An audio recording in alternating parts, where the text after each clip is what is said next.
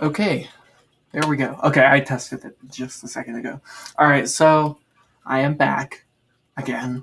And I figured I just kind of felt weird about leaving a part 1 to a video that didn't have a part 2. So this will probably be the first this will probably be I'm probably not going to make a video for a while after this.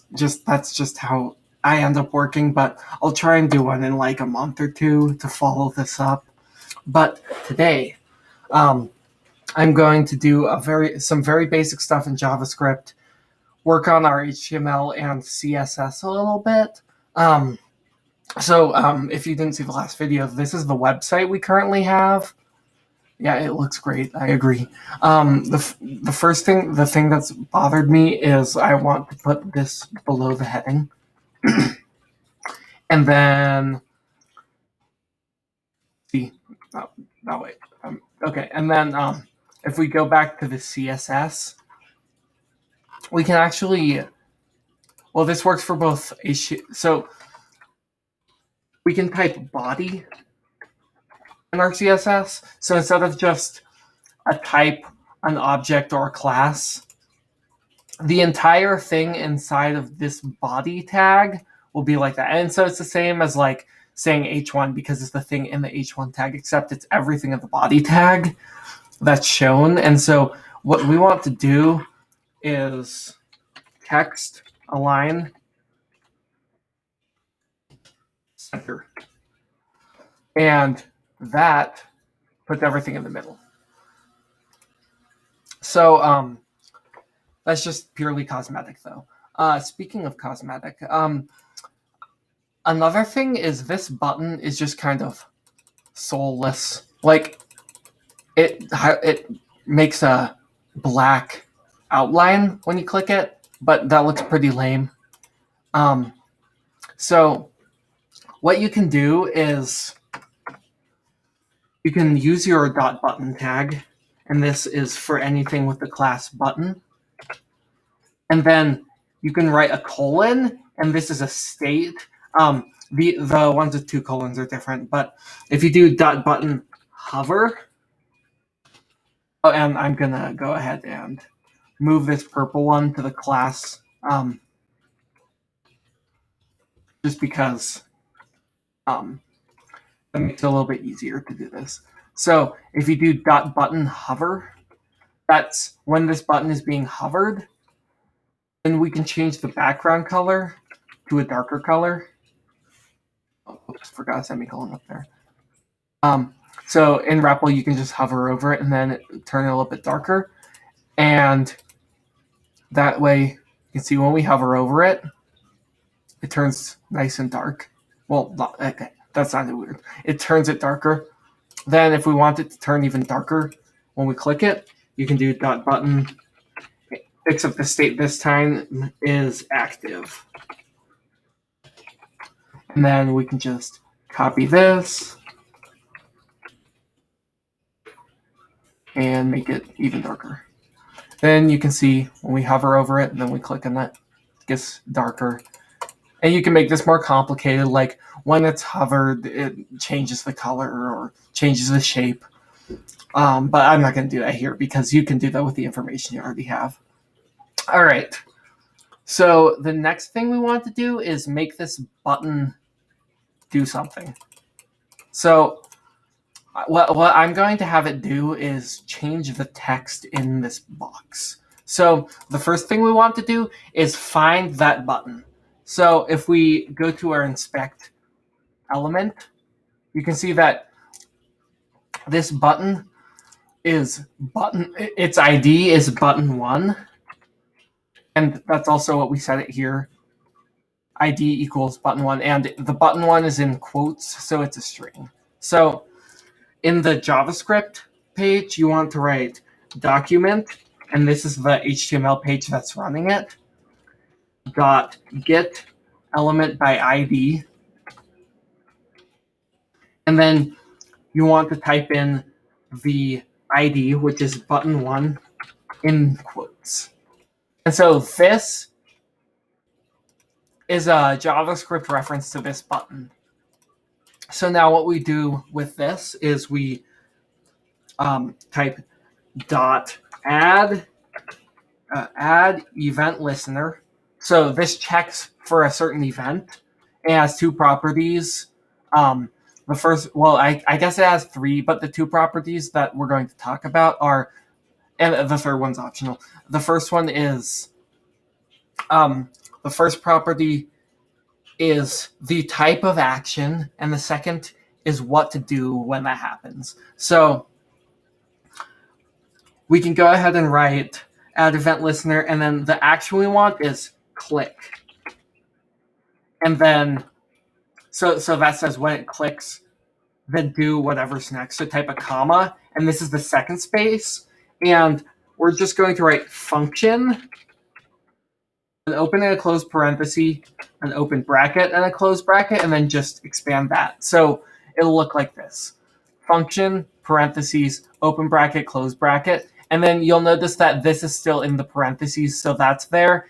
And this is all technically one line, so there's a semicolon at the end. JavaScript doesn't require semicolons, but unless it's a multiple line thing, and then you should have it. It probably would work without it, though. So let's just test if this works. Alert, and this just does the little pop-up box on the top of your screen. It worked.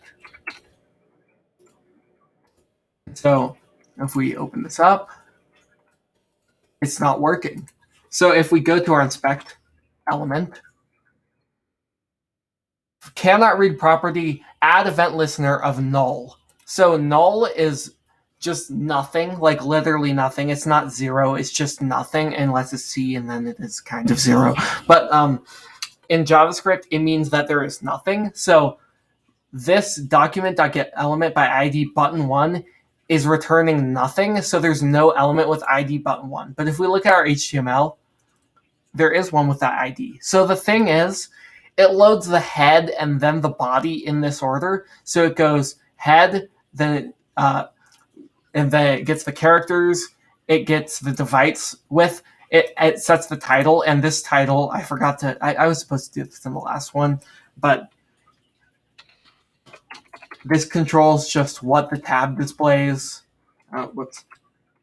Run and stop it, and then what the tab displays at the top, and then the CSS, and then it loads the JavaScript, and then after that, it loads the rest of the stuff.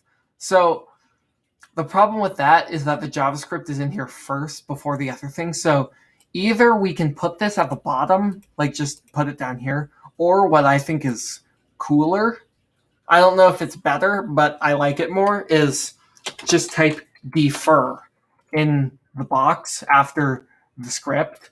And that tells it to only start after the box loads. And so we see now, if we click it, it worked. All right. So next, what we want to do is, instead of alerting it worked, we want it to change the text in this text box. And so if we look at this, we see the ID is text, and we're going to do the same thing as up here, document.getElement by ID. And this time it's txt. Now what we want to do next is .inner, and there's options HTML and text, and you want to change text, not HTML, because HTML changes this, while text changes this. So inner text equals, and then whatever you want it to set to. So for now, I'm just going to say hello. So if we go back to here, hello. You click it and it sets to hello. Now, that's sort of interesting, but just one more thing that we're going to do is, what if I want it to say hello, and then I want to change it again and make it say something else? And what if I don't know what I want it to say every time? So that's when we would start looking at using an input. So you type an input tab,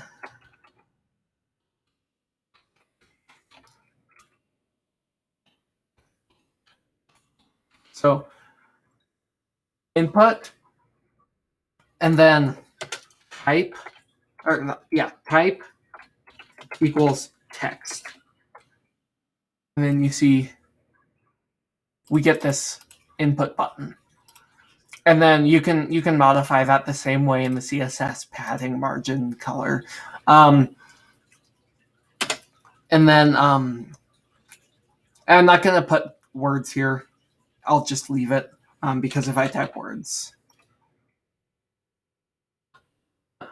Okay. It does this. There we go. So sometimes you have to run it and stop it. Sometimes you can just open it. REPL is a little weird.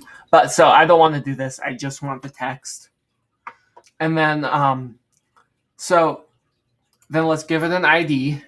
ID is INPT for input. It can be anything you want. Like this can literally be anything that is like text. But you can put anything in there. It does just like following naming conventions is good, like describing what it is. These are pretty bad names.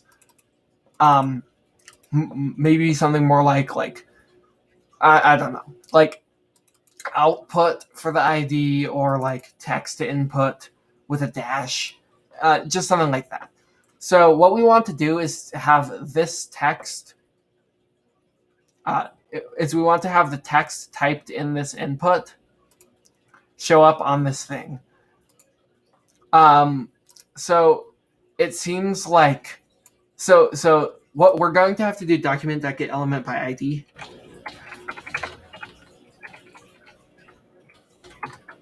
And we'll get our input.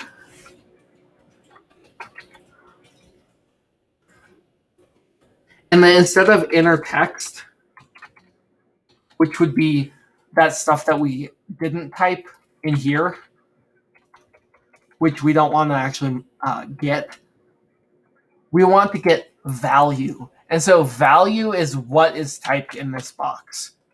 So instead of inner text, we type .value. And that way, when we open it up, we can type whatever we want. And it just sets it to that. And I think that that's all I'm going to cover. Next time I'm thinking about doing links, other HTML pages, other scripts, some more complicated JavaScript. I'm also thinking about doing some Unity-related videos, and maybe something that goes a little bit more in depth to some of these languages. But that's all I'm going to do for this one. Thanks for watching.